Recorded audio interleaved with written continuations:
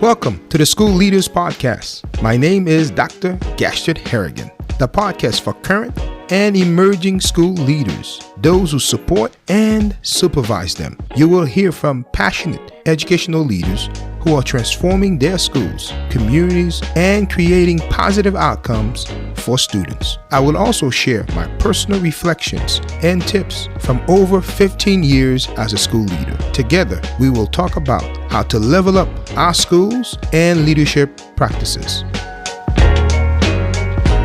Hello, welcome to the School Leaders Podcast, where every episode ignites the leader in you. This is your host, Dr. Gashard Harrigan. Thank you for making the School Leaders Podcast part of your growth journey. It's no secret that teaching is hard. Teaching is a challenging profession. Increased pressure from parents, changing curricular goals and standards, larger class size, and constant changing demands from the federal, state, and local government, including school boards. To be successful in the teaching profession, it requires a thick skin, resiliency, and determination. However, teacher morale is at all-time low. According to the poll from National Education Association, 90% of respondents said that they felt burnt out, and 55% report that they will leave teaching sooner than they had originally planned.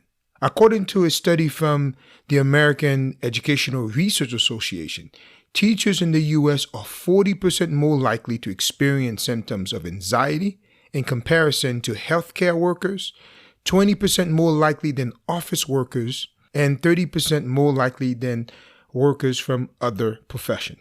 We also know that teachers' morale and student achievement are closely connected. So it's critical that administrators prioritize boosting teachers and staff morale. In today's episode, I am going to share strategies to boost teacher and staff morale to build a high morale school community. But before we get too deep in today's episode, I want to encourage you to join the School Leaders Podcast community on Facebook. There we continue and extend our conversation from the episode. Also, don't forget to check my website at www.drgharrigan.com, where you can listen to the podcast, read the monthly blog, and sign up for our monthly newsletter. I also would like to thank all of you who are listening and sharing the podcast on Facebook, on Instagram, on Twitter, on LinkedIn, or wherever you are online. Thank you. When you share the podcast, please tag me so I can personally thank you. Take a moment right now to subscribe to the podcast, wherever you listen to it, and share this episode. Don't forget to also leave a 5-star rating and a positive comment. When you do, it helps other listeners to find the podcast. Let's get started. Here are the strategies to boost teacher and staff morale to build a high morale school community. Number 1, recognize and appreciate. One of the simplest and most powerful ways to improve teacher and staff morale and job satisfaction is to recognize and reward teachers and staff efforts and achievement. Teachers need to feel valued and appreciated for their work, not only from their administrator, but also from their colleagues, students, and parents. Recognition and award can take many forms, such as public praise, certificates, bonuses, gift cards, and opportunities for professional development. The key is to make them meaningful, timely, and consistent. Here are a few ways you can boost teacher morale. One of the strategies is to regularly acknowledge teachers and staff successes through awards, shout-outs, and newsletters.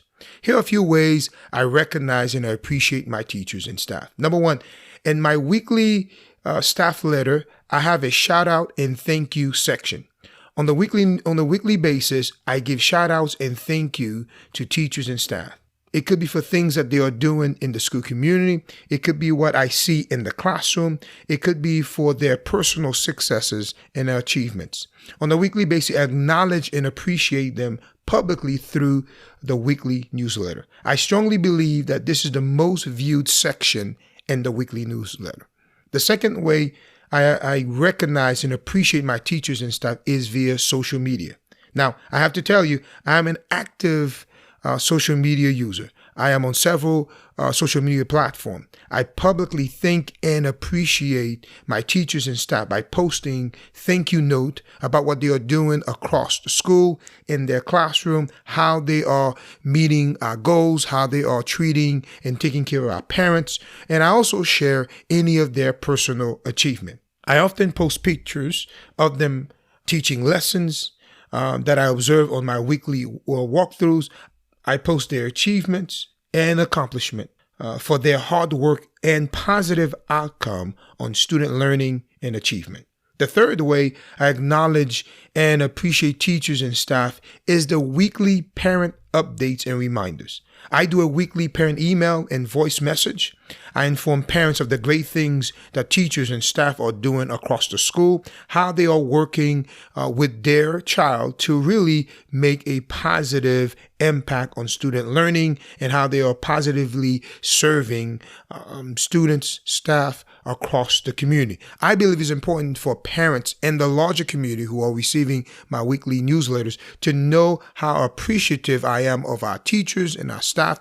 And ultimately, they are rock stars who are working to create a positive learning environment for their child.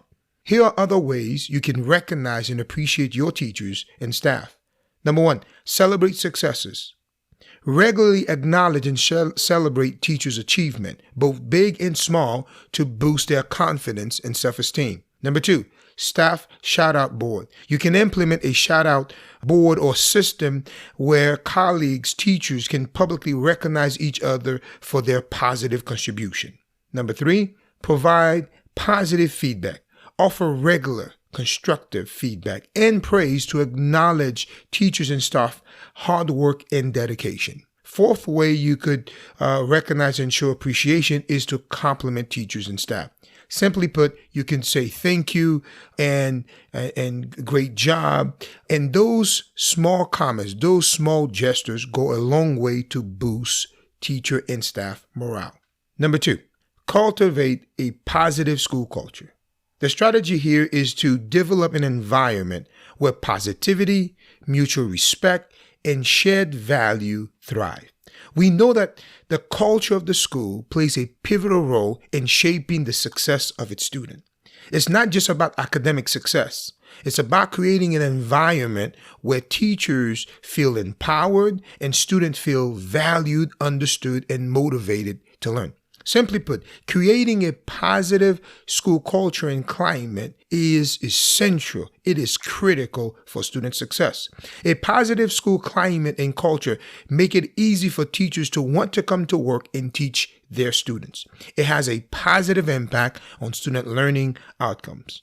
According to Kent Peterson, he's a professor who studies educational leadership. He says that culture is always at play in a school's success or failure, whether the members of that community realize it or not. Whether you realize it or not, having a positive school culture or lack thereof has a positive or negative impact on student success, on student outcome. Also, research indicate that school leaders that focus on building relational trust among the staff are more successful at sustaining implementation of best practices. Here are a few ways to cultivate a positive school culture. Number one, organize community building events. I often like to say, if you don't feed the teachers, they will eat the kids. These different events could be potlucks, team building activities, luncheons, breakfasts. The idea here is to bring teachers and staff together to eat and collaborate. By bringing them together, you can foster a positive bond among teachers and staff. Another strategy to cultivate a positive school culture is to focus on building trust.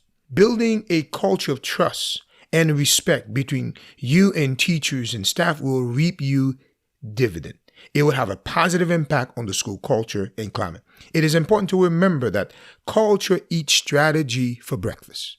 The culture of your school will eat or destroy any strategy you put in place. So it's important that you invest into the culture of your school, into fostering and building a positive school culture. In other words, don't just focus on your strategies, but be intentional in building trust, respect, and shared value among the teaching staff and students. Number three, Connect and thrive. Building a high morale school community. Strategies to boost teacher and staff morale. Number 3, empower and involve your teachers.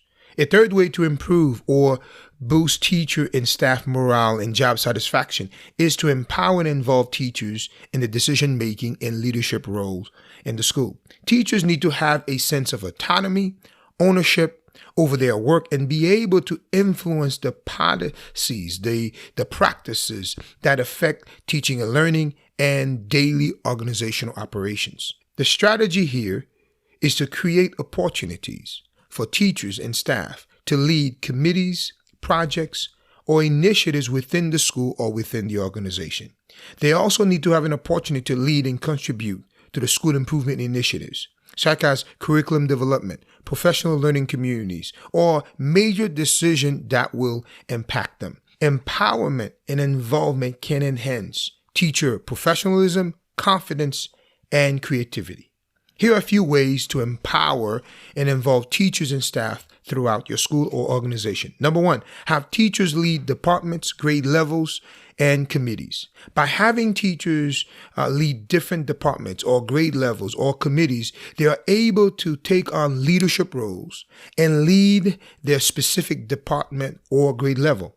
A lot of work takes place at the department or grade level.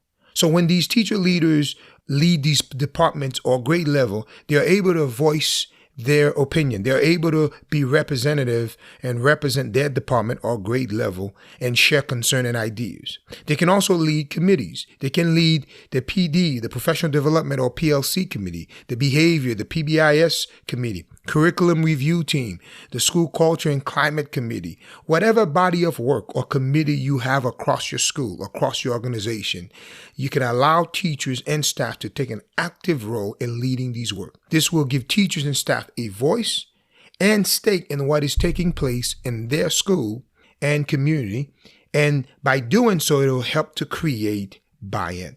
The second way to empower and involve your teachers and staff is to appoint teachers and staff to the leadership team. You can encourage and give teachers and staff opportunities to be part of the leadership team. You can start with the department chairs, the grade level chairs, the PBIS liaison, the school advisory council chair, or teacher leaders across your school.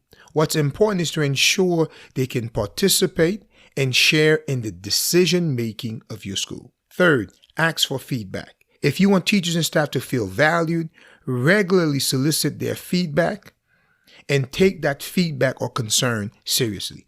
Oftentimes, we ask for feedback, but we do not take them seriously or act on them. Here's how you can ask and collect feedback. Use a combination of digital surveys and face-to-face focus group to collect feedback.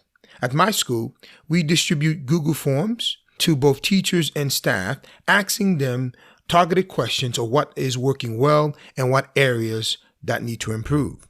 Once teachers and staff share their opinion, and we usually make these surveys anonymous, we collect those results and we analyze what is shared. And from the survey result, we are able to draft a strategic plan for the following academic year.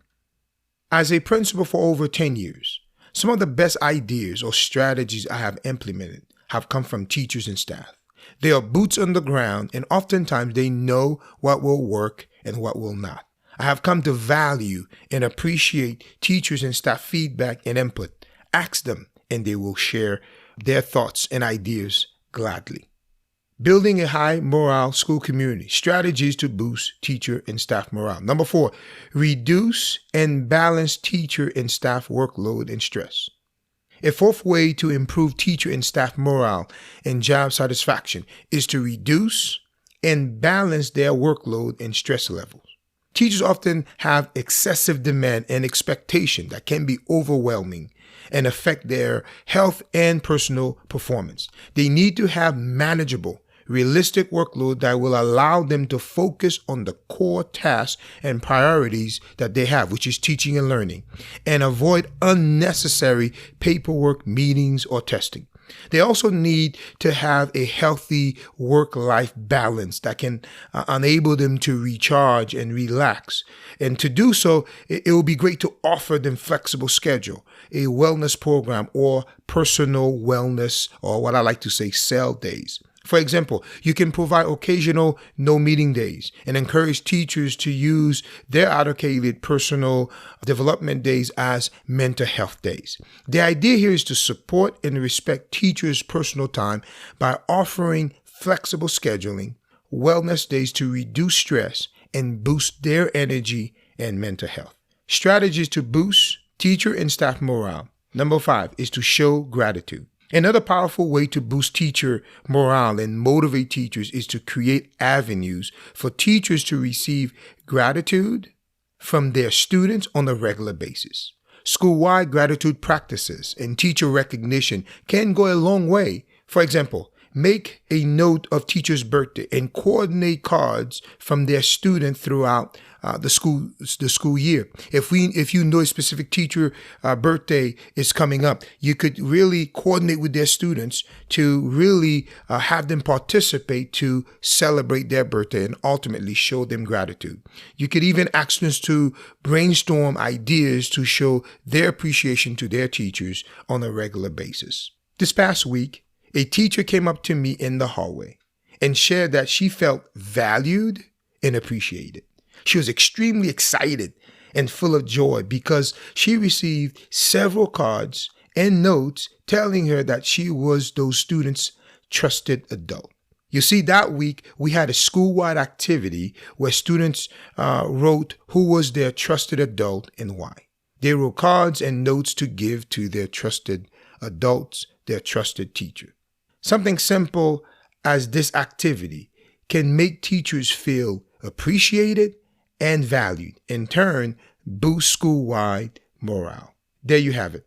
I hope you are able to take away at least one nugget or strategy that can help you boost teachers and staff morale to create a high morale school community.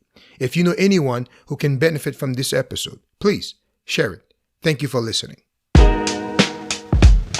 Thank you for joining me today. Please consider subscribing to the podcast, leave a 5-star rating and a comment, share this episode with a friend, and on social media. Follow me on Twitter, Instagram, and Facebook for leadership ideas and tips. Again, thank you for joining me today. Until next time.